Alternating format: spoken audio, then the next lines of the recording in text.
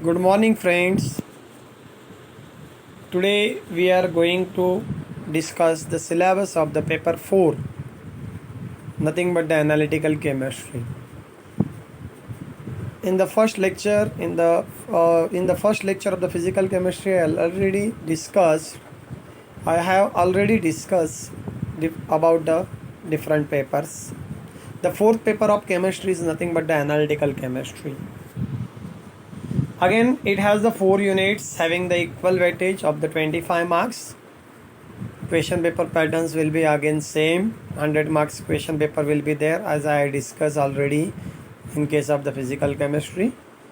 Here are the 4 units. Out of that, unit number 1 is nothing but the introduction to the quality, concept, chemical calculation and the sampling. These 3 parts are there in the 1 unit. First part is the quality concept. Quality in analytical chemistry, we have to see the concept of the quality control, then the quality assurance, the important of the quality concept in the industry, chemical standards and the certified reference material, importance in chemical analysis, quality of material, various grades of laboratory reagents. Then second part of this unit is nothing but the chemical calculations. There is numerical expected, word problems are also expected. There will be the interconversion of the various concentration unit, conversion of concentration from one unit to another unit with examples. Then third part of this unit is nothing but a sampling. In that we have to see the purpose of the sampling, significance of the sampling, and what are the difficulties encountered in the sampling that we have to discuss. Then sampling of the solid.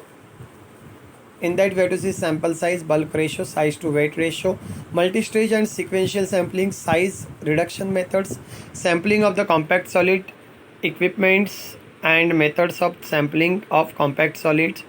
This about the sampling of the solid we have to see in the detail. Then sampling of the liquids is there, homogeneous and heterogeneous liquids, static and flowing liquids. Then sampling of gases we have to see, ambient and stack sampling we have to see for the sampling of the gases. Then next part, collection, preservation and the dissolution of the sample that we have to see in the unit 1. Unit 2, nothing but a classical methods of the analysis. It is also known as the titrimetry. In that we have to see the redox titration. Numericals are also expected. Construction of the titration curve. Calculation of the E system in the aqueous medium in case of the one electron system and the multi-electron system that we will see at the time of the lecture. Then the theory of redox indicators we have to see, criteria for the selection of an indicator, use of diphenylamine and ferroin as an indicator. Then complexometric titration we have to see in their introduction, their titration curve. Then use of EDTA as a titrant and its standardization, absolute and conditional formation constant of metal EDTA complex that we have to see. Selectivity of the EDTA as a titrans, factor enhancing selectivity with the example, advantages of this particular, advantages and limitations of this EDTA as a titrant. In the unit 2, types of the EDTA titration we have to discuss. Then the metallochromic indicator, their theory and example and its application we have to see. Third unit is nothing but optical methods. In that we have to see the AS, that is nothing but atomic absorption spectroscopy. Atomic spectroscopy, in that 2 types of the spectroscopies are there. One is the FES and another one is the AS. FES is nothing but a flame emission spectroscopy and another one is the atomic absorption spectroscopy.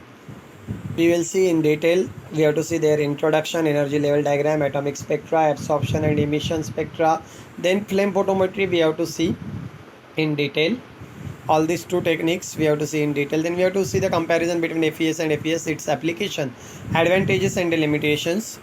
Then molecular spectroscopy we have to see, molecular fluorescence and phosphorescence spectroscopy we have to see, their principle, their relationship between the fluorescence and the phosphorescence that we have to see, factors affecting these 2 parameters that we have to see, instrumentation and application. We have to compare that spectroscopy, molecular spectroscopy with the absorption methods. Then another technique is there in that is nothing but the fluorimetry, phosphometry, then turbidimetry and nephelometry. In the unit 4 is nothing but the methods of separation. We have to see the solvent extraction in that, factors affecting extraction, then chelation, ion pair formation and the solvation, graph of percentage extraction versus pH, concept of pH half and its significance that we have to see in that particular case, derivation is expected, Craig's counter current extraction, their principle, apparatus and application we have to study, then HPLC, high performance liquid chromatography, and HPTLC, high performance thin layer chromatography, along with their instrumentation and its working and advantages, disadvantages we have to study. This is the whole syllabus for the semester 5th for the analytical chemistry. I think so all you have got this syllabus already, you have written this. Now we move towards the first unit. Out of that we have to start the first lesson, that is nothing but the introduction of quality control or quality concept, chemical calculation and sampling. First of all, we will start with the sampling. It is very much important. I think so all here written that particular.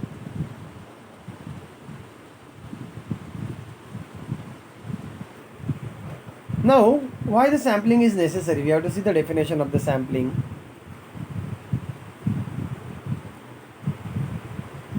The purpose of sampling is to study the characteristics of the bulk material without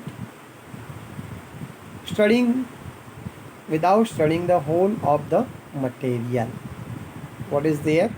The purpose of the sampling is to study the characteristics of the bulk material without studying the whole of the material. Explain procedure of the sampling. The procedure of the sampling mainly depends upon, first one will be the nature of the test material and its homogeneity. Second, extent of accuracy required.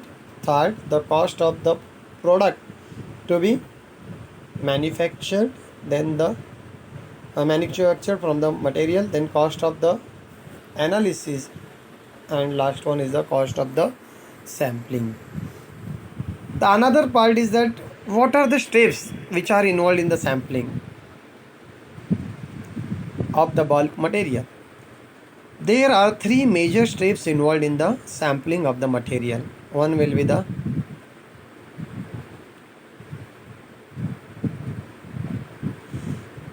population, you can call it as identification. Then second one is the calculation.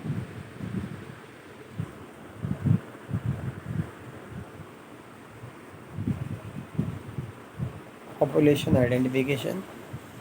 Then the calculation of the gross sample. Then next one will be the reduction of the gross sample to the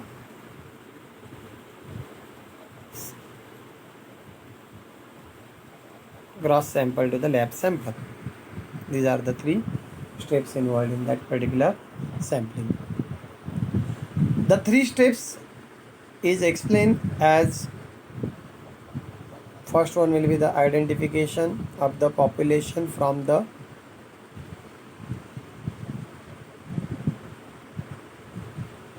whole sample is obtained.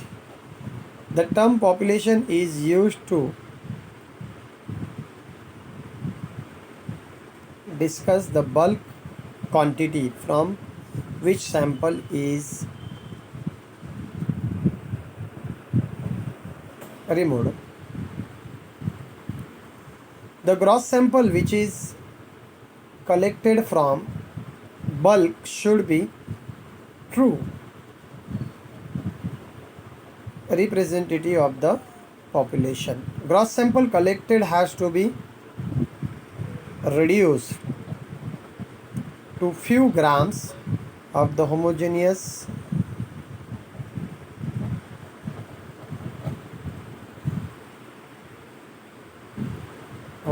sample which is actually used for analysis.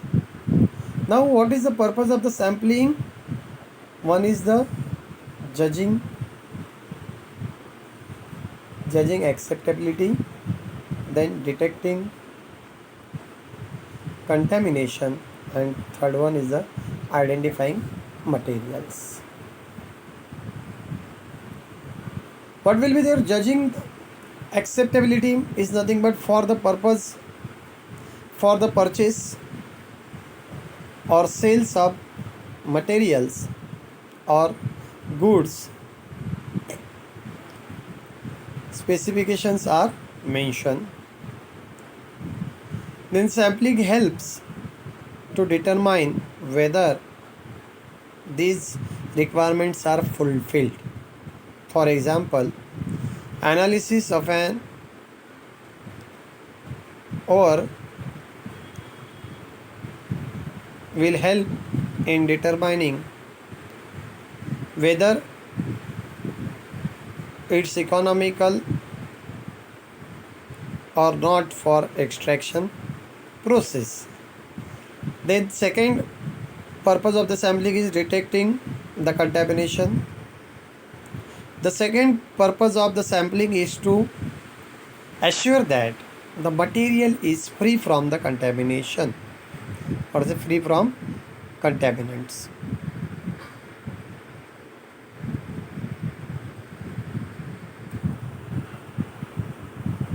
For example, detection of lead or arsenic in the food products.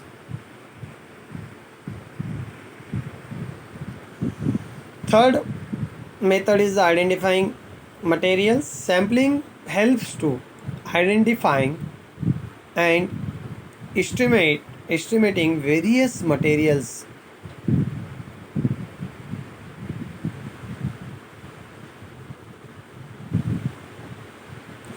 present in the universe.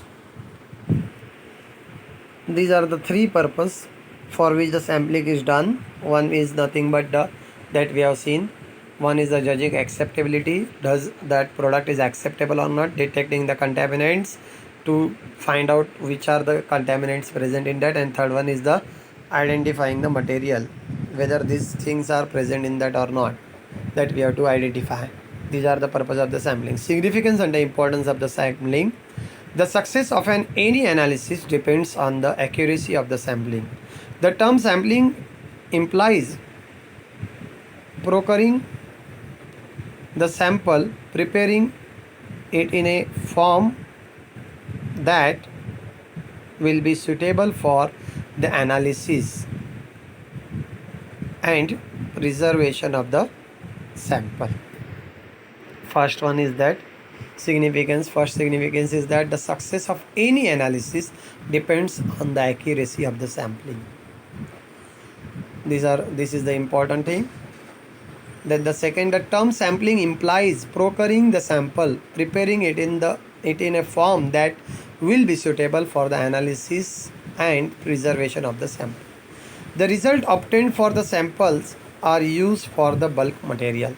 This will be possible if and only if the sample represents the bulk in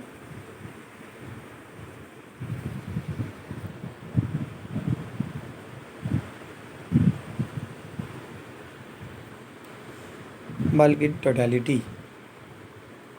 The representation between the two, that is the sample and the bulk material, should be 100%. All the properties of the bulk should be manifested in the sample. If the sample is homogeneous, less problems may be encountered. If the sample is heterogeneous, more problems may be encountered. Hence, the need to obtain the sample in a proper and scientific manner.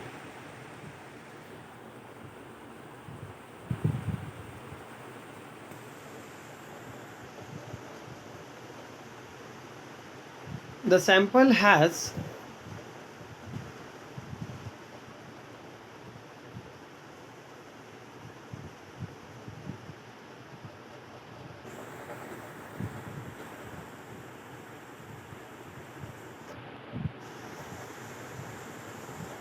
The sample has to be manufactured a replica of the bulk, then only the results obtained for the sample can be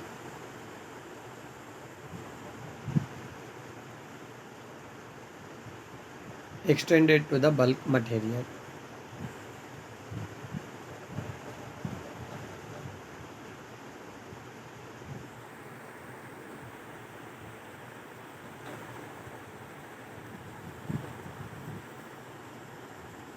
Small quantity is required from the bulk for the analysis is called sample.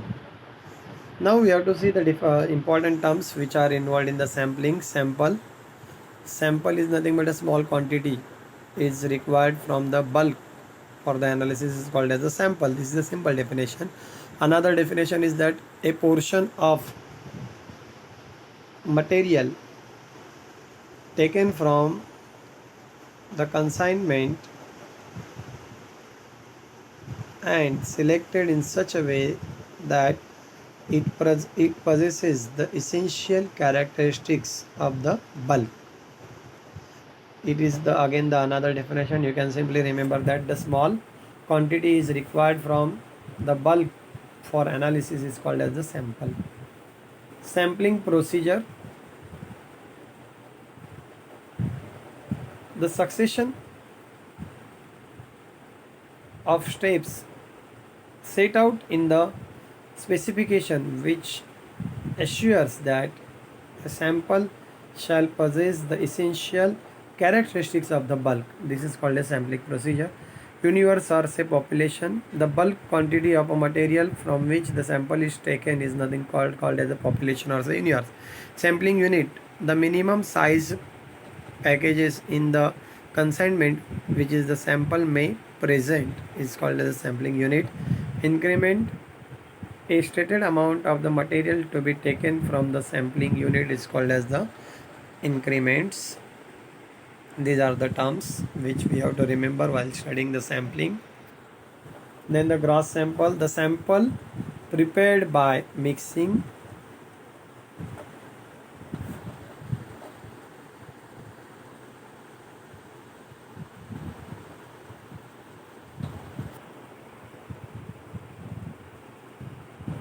the increments.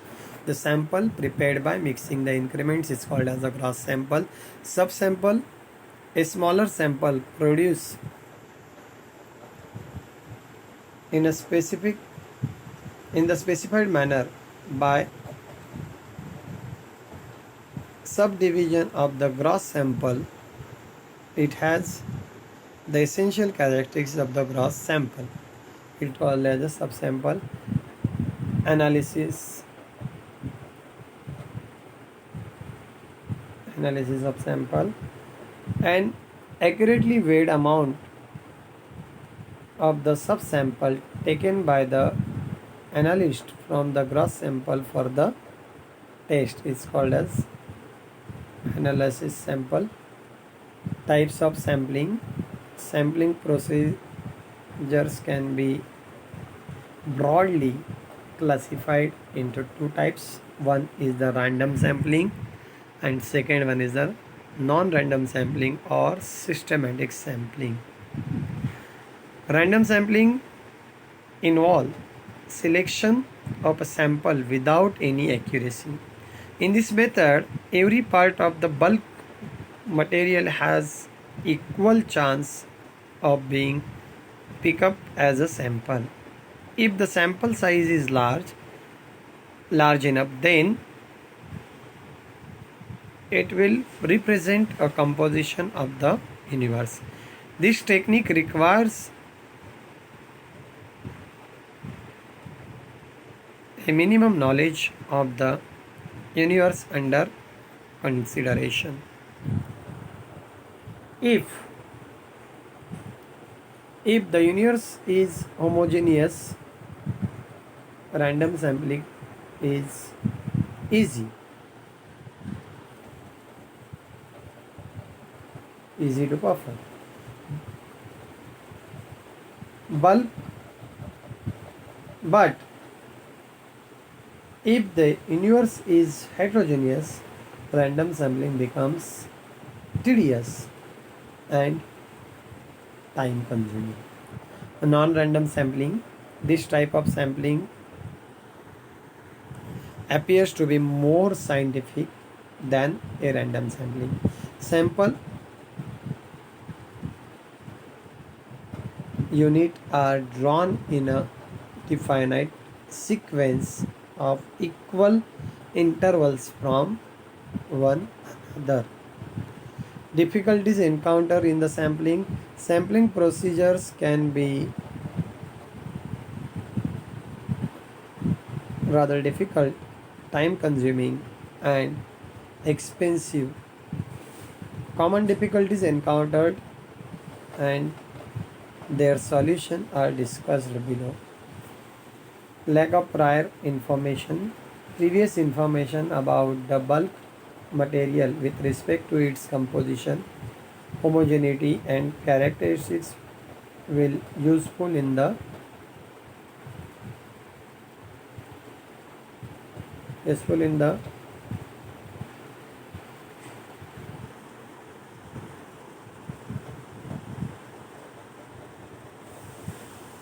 sampling technique to provide a truly sampling provide a truly representative sample. In many cases, enough information is not available. This is true in case of few materials and bulk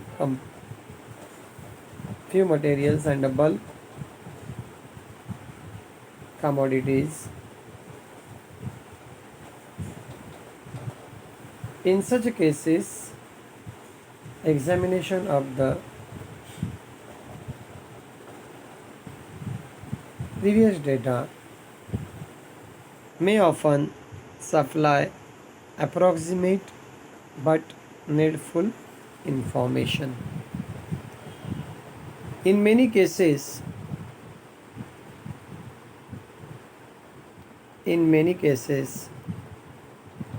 special statistical studies may be required. Physical nature. In many cases, physical nature, condition, location of the material at the time of sampling may not permit a random selection of units as required. In some cases, it may not be feasible economically. For example, in a pile of coal, the interior portion of the pile is not easily accessible. Hence, these units do not possess an equal chance of being included. One solution in such a problem is to sample the material when in motion. Excessive cost. Sampling process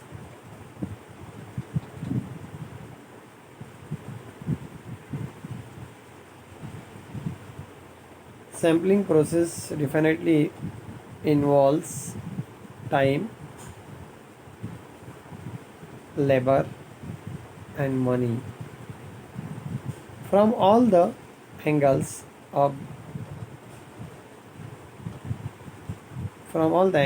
if the number of units become larger, the sampling cost will be the sampling cost go up. Sampling of solid, that we have seen what are the difficulties encountered during the sampling. First was the lack of the prior information, Then the secondly, we have seen physical nature of that particular sample, and third one is the excessive cost. It is the time, labor, money. Then sampling of the solid.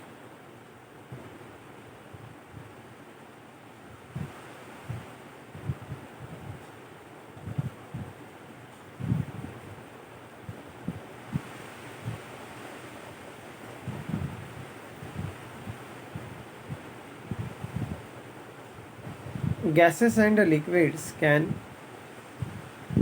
present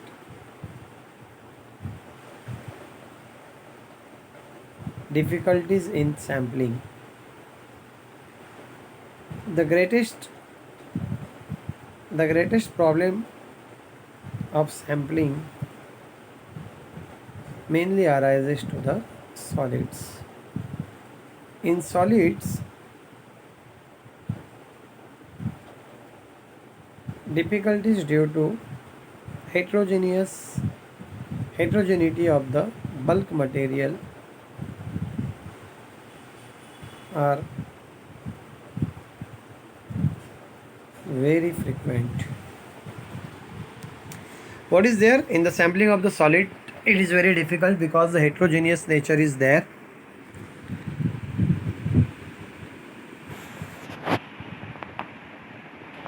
Gases and the liquids can present difficulties in sampling. The greatest problem of the sampling mainly arises for solids.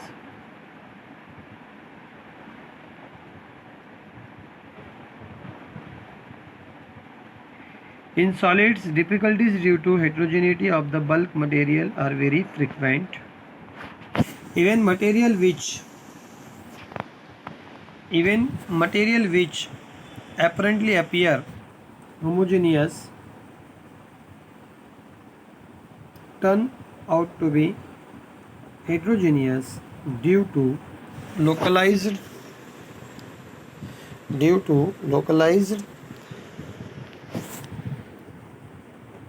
concentration of the impurities.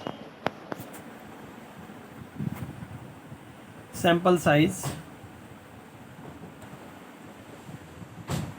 The sampling error due to heterogeneous nature and the size of the solid sample can be controlled by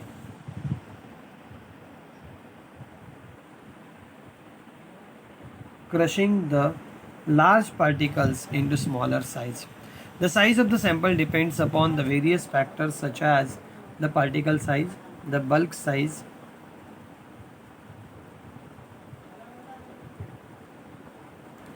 the degree of the precision required, and the actual amount of the sample used for testing. In this content, the concept of the bulk ratio is important. Bulk ratio is defined as the ratio of weight of the sample to the total weight of the bulk material is called as the bulk ratio. Another parameter introduced in case of the heterogeneous material is the size to height ratio. Size to weight ratio. Size to weight ratio is nothing but the weight of the largest particle divided by weight of the sample. This can also express in terms of the percentage. For the sample to be true representative of the bulk material, bulk ratio of the sample should be as large as possible and the size to weight ratio as small as possible. The sampling error is inversely proportional to the square root of the number of sample averaged with complete information about the particle size. The number of replicate analysis required to test the validity of the technique will depend on the nature of the material and on its particle size distribution if the material is heterogeneous. Multi-stage sampling.